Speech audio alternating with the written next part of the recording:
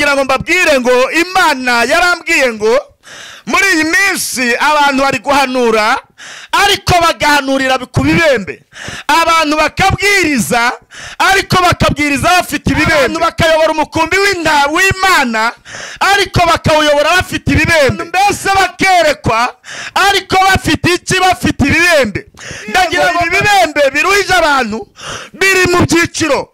Ibibembe ni ibibembe bibiri. Cya mbere abantu bafite ni ikibembe kimwana washaka wabasha kukiza Yesu Kristo for the sons.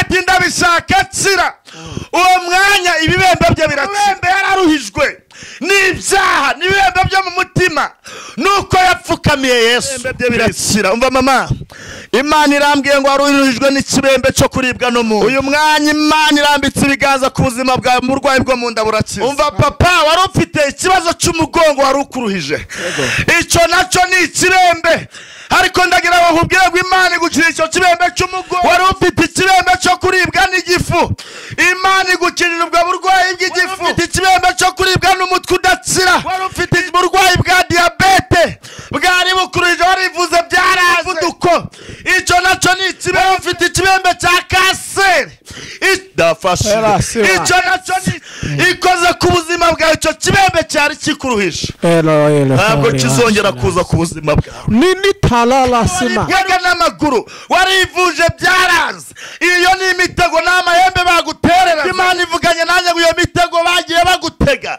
were Simon yambuye ububasha ntabwo kwizera kwabo. Ndagira ngo nkubwire ngo twebwe turi kubwiriza kuri Iramiro TV dufite kwizera, tugiye kuguheka mu mbaraga z'amasengesho, kandi dufite kwizera kirekire ku gisasu cy'uburwayi.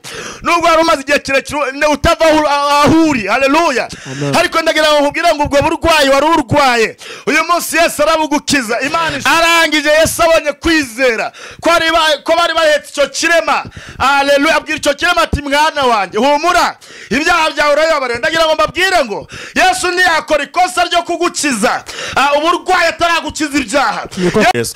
Titalala sidobe enome wanema hello si wanadra pela sifone wanema pele for the sons. Yesu alors Lili for the tires nemola shalaba la guide. Hallelujah sinimo. Hallelujah. Kugira ngo weze ubugingo n'umubiri, kandi buri wese n'ikibembe cyari kimuruhije. Tubaturiyeho imbabazi z'Imana kugira ngo mbere na mbere ubanze ubeze ibibembe byo mu mutima, ubanze ubeze ibibembe byo mu mutima, ibibembe byari baruhije ibibembe. Yes, tubaha ikaze mwese mu kucyacana Iramiro TV. Amahoro y'Imana bane namwe muherere ku mpera zisi zitandukanye. Nibiwanye mu gitondo mugira igitondo cyiza, niba nijoro mugire ijoro ryiza. Tubifurije impagarike mu bugingo bwanyu. Uyu munsi turi kumwe n'umutumirwa Imana turarikiye kuza kutigeza ijambo ry'Imana nkuko twabibasezeranyije ko tuzatubicisha irungu, tuzatugaruka tukaganira ku ijambo ry'Imana. Uyu munsi aragarutse, reka tumanze tumwakire kuri channel Iramiro TV. Turakwakiriye. Murakoze cyane. Amazina nitwa Mugisha Joel, ndo mugabo ndubatse, mfite umugore n'abana batatu ariko mbyara kabiri. Ndi papa w'impanga.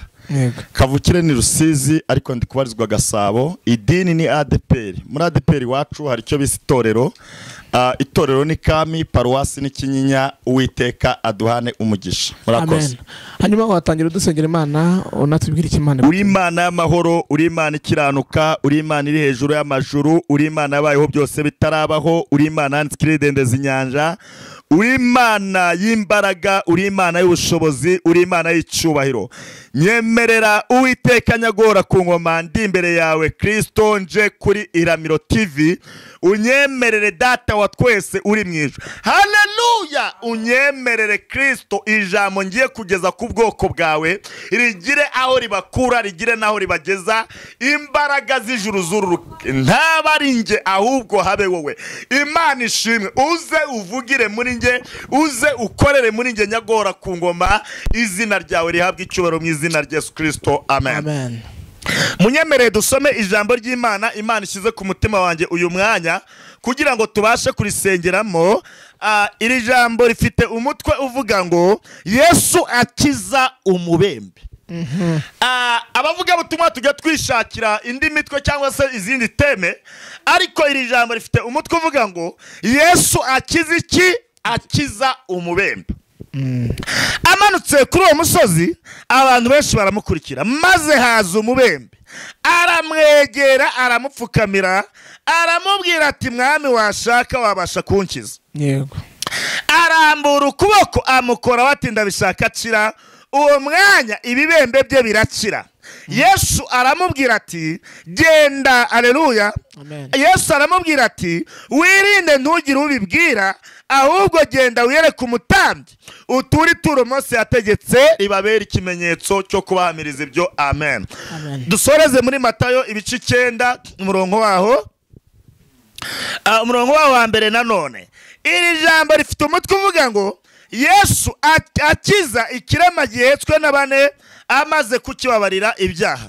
Yikira mu bwato arambuka agera mu mudugudu w'iwabo, bamuzanira ikirema kiryamye mu ngobyi.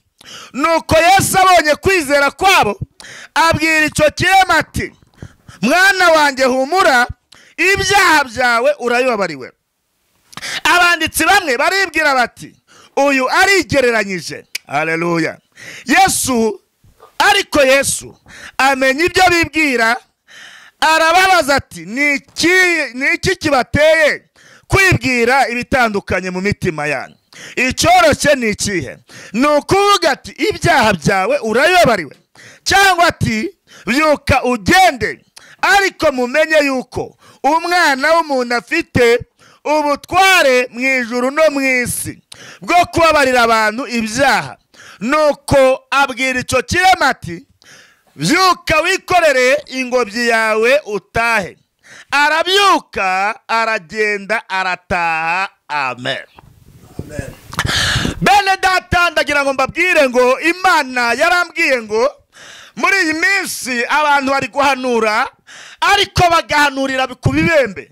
Abantu bakabwiriza, ariko bakabwiriza bafite ibibembe. Abantu bakayobora umukumbi w'Imana, ariko bakawuyobora bafite ibibembe. Abantu mbese bakerekwa, ariko bafite iki? Bafite ibibembe. Ndagira ngo mbabwire ngo ibi bibembe biruhije abantu biri mu byiciro. Ibi bibembe ni ibibembe bibiri. Ikibembe cya mbere abantu bafite ni ikibembe cy'ibyaha. Ikibembe cya kabiri ni ikibembe kibiruhije ubuzima mu buzima busanzwe. Imana idufashe. Imana idufashe. Amen. Iri jambo riratubwira ngo Yesu amanutse kuri uwo musozi. Haleluya, haleluya. Haza umuntu wari ufite ibibembe, arangije uwo mubembe, arangije apfukamira Yesu. Amaze kumupfukamira aramubwira ati mwami washaka wabasha kunkiza. Yesu Kristo for the sons. Arangije arambura ukuboko amukoraho.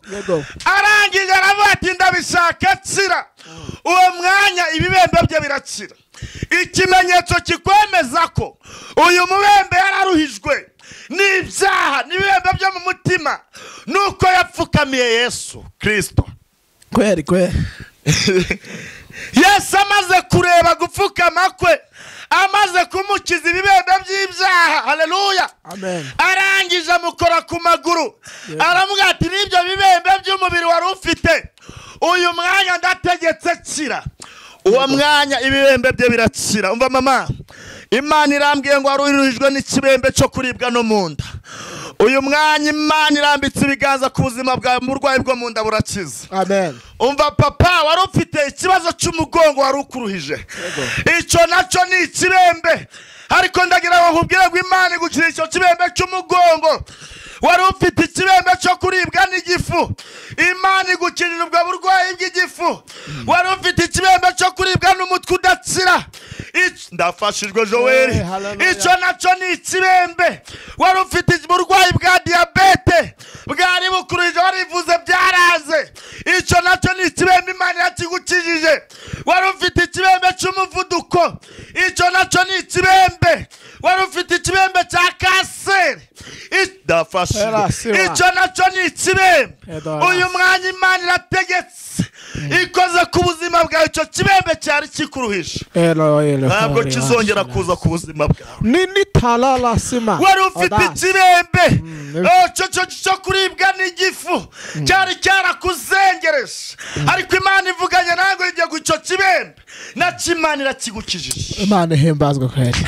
wari ufite ikibembe, wari ufite ibibembe mama byari bikuruhije mu buryo butandukanye, nawe waribwaga n'amaguru, warivuje byaranze, iyo ni imitego n'amahembe bagutererazaga, ariko Imana ivuganye nanjye ngo iyo mitego bagiye bagutega wereye Imana yambuye ububasha, ntabwo bazongera kubigutega ngo bigire icyo bigutwara. Amen. Imana ishimwe kandi Imana yacabwa icyubahiro. Jambo riravuze dusorejeho, ryavuze ngo haleluya haleluya. Yesu akiza umubembe yikira mu bwato agera mu mudugudu w'iwabo. Yesu awugezemo uwo mudugudu w'iwabo, bamuzanira ikirema gihetswe na bane. Yesu abonye kwizera kwabo. Ndagira ngo ngubwire ngo twebwe turi kubwiriza kuri Iramiro TV dufite kwizera, tugiye kuguheka mu mbaraga z'amasengesho, kandi dufite kwizera mu kwizera kwacu. Haleluya haleluya. Nubwo wari umaze igihe kirekire ku gisasi cy'uburwayi, nubwo wari umaze igihe kirekire utava ahuri, haleluya, ariko ndagira ngo ngubwire ngo ubwo burwayi wari urwaye uyu munsi Yesu arabugukiza. Imana ishimwe. Arangije Yesu abonye kwizera ko bari bahetse icyo kirema, haleluya, abwira icyo kirema ati mwana wanjye humura, ibyaha byawe urayobora. Ndagira ngo mbabwire ngo Yesu ntiyakora ikosa ryo kugukiza uburwayi ataragukiza ibyaha. Yesu ntiyakora ikosa ryo kugukiza ikibembe, haleluya, ntabwo yakora ikosa ryo kugukura ku gisasiro cy'uburwayi kandi ugifite ibyaha. Banza ukiri ibyaha. Yambwira abantu ngo Yesu Kristo ntiyagukura muri icyo kibazo ataragukiza ibyaha. Nibyo. Pesti taladobe. Urufunguzo ruguhesha amahoro no kwihana ibyaha. Arangije mbere yo gukiza kiriya kirema yabanje kibabarira ibyaha. Mama ndagira ngo ngubwire ngo nusanga Yesu watura ibyaha, nusanga Yesu wihana ibyaha, ni wakwihana ibyaha ibyo bibembe biumazanye iminsi urabikira. Imana idufashe. Amen. Arangije arabango mwana wanjye humura, ibyaha byawe urayobariwe. Abanditsi bamwe baribwira batuye n'abarigereranyije, barangije barabatuye arigereranyije. Yesu abona ibyo bibwiye mu mitima yabo, arabaza ati cyoroshye ni iki? Nukubwira ati ibyaha byawe urayobariwe cyangwa ati byuka. Haleluya. Arangije aravuga ati mumenye yuko umwana w'umuntu afite ubutwari bwo kubabarira abantu ibyaha. Ndagira ngo mbabwire ngo abakozi b'Imana dufite ubutwari bwo kwaturira abantu imbabazi z'Imana zikababaho. Amen. Narimvuze ngo abakozi b'Imana, abana b'Imana, abatoranyijwe n'Imana, abahamagawe n'Imana by'ukuri, dufite ubutware, dufite ubushobozi bwo kwaturira abana b'Imana b'imbabazi bakazibona. Wowe uri mu Rwanda tukwatura imbabazi z'Imana, wowe uri hanze y'u Rwanda tukwatura imbabazi z'Imana. Ukimara kumva ino message iri mu ijambo ry'Imana, ureba ikibembe cyari kikuruhije, ureba ikibembe cyari kikuremereye, ukimara kwatura icyo kibembe, ndagira ngo nkubwire ngo Imana dafasha. Tandobe neto pita. Imana ifite ububasha n'ubushobozi bwo kukubabarira ibyaha, yarangiza ikagukiza n'icyo kirembe. Arangije kubabwira gutyo, abwira icyo kirema ati rata mwana wanje, byuka wikorera ingobyi ya utahe. Ako kanya arabyuka yikorera ingobyi ye arataha. Haleluya. Abantu bose bahimbaza Imana yahaye abantu butware bungana gutyo. Ndagira ngo nkubwire ngo umaze igihe kirekire uruhijwe n'ikibembe, ariko uyu munsi Yesu akuntumyeho ngo ihangane ukomere. Imana iri bugufi kugira ngo ikukize icyo kibembe cyari kikuruhije mu izina rya Yesu Kristo. Umaze igihe kirekire uri ku gisasiro cy'uburwayi, ariko uyu mwaka cyangwa se uku kwezi itariki uyandike uku kwezi, Imana yiteguye kugukuraho ibibembe byari bikuruhije kandi yiteguye kugukiza uburyo bwose Satani yari yarakuboshye mu buryo butandukanye. Satani yari yarakugize imbataye, abarozi bagutesha umutwe barakurwanya uko bwije nuko bukeye, ariko ndagira ngo nkubwire ngo Imana ivuganye nanjye ngo nkubwire ngo humura, Imana igukuyeho icyo gikuba byo bibembe, imyuka mibi y'abakonikoni bagutererezaga. Izina ry'Uwiteka rihabwe icyubahiro. Ijambo Imana rishyize ku mutima wanjye kugira ngo uyu mwanya amahoro. Watambutsa nimero zawe umuntu yakubonera ashaka ukeneye. 0788 55 179 iri no kuri WhatsApp. murakoze cyane Ema wadusengera Imana mwami Yesu haleluya Pitalala sidobe enome wanema Hello siwanedra balagide Pela sifone wanema Telefo de sens Yesu alors Haleluya Lili fo de taya sinimola shalaba la guide Hallelujah sinimo Hallelujah Hallelujah fo de taya sinimola Tura netara fo de sanse pepo kwa jina la Yesu Kristi fo de sanse Imana ishimwe Amen uyu mwanya tusengeye umuntu wese wari udukurikiye kuri Iramiro TV turasenze Uwiteka nyagora ku ngoma kugira ngo weze ubugingo n'umubiri kandi buri wese n'ikibembe cyari kimuruhije tubaturiyeho imbabazi z'Imana kugira ngo mbere na mbere ubanze ubeze ibibembe byo mu mutima ubanze ubeze ibibembe byo mu mutima ibibembe byari baruhije ibibembe byari baremereye ibibembe byari babangamiye ibibembe byari byo byose turasenze kugira ngo Uwiteka haleluya weze ubugingo n'umubiri ku bwoko bwawe amina amina urakoze kuko Uwiteka wejeje abana bawe urakoze kuko Uwiteka ubohoye ubwoko bwawe urakoze kuko Uwiteka oh haleluya ubohoye abari baruhijwe mu buryo butandukanye ndagushimiye cyane ko Imana ishimwe kugaragaje ukuboko kwawe no gukomera kwawe kandi imitima ya benshi ukabuyibohoye turabigushimiye kandi tubiguhereye icyubahiro ibyo tubisabye twizeye izina rya Kristo Yesu umwami umukiza umucunguzi wacu amen hanyuma Imana igumugisha njye mwari kumwe nawe ni Elia Ntakiritimana Imana ibahe umugisha shalom ciao ciao ciao